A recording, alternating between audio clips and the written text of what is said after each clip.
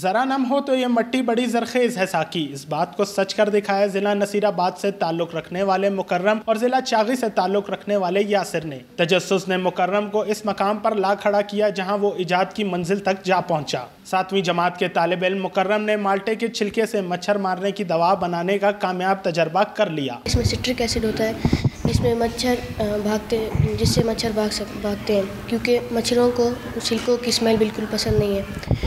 تو پھر جب میں نے انہیں دیکھا تو پھر اپنے سر کے ساتھ ڈسکس کیا تو انہوں نے کہا کہ آپ چلے جاؤ گولڈن کلائمیٹ میں۔ تو پھر ان کا آئیڈیا اس طرح تھا کہ ہم ایسے کوئل وائل بنا سکتے ہیں۔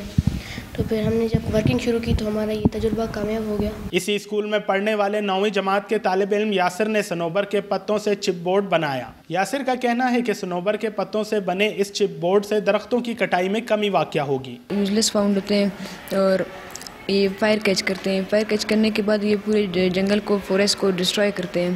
تو مجھے یہ آئیڈیا ہے کہ کیوں نہ اس پائن نیڈلز کو ہم یوزفل پاؤنڈ کر کے ان سے چپ بورڈ بنائیں بجائے ووڈ کے۔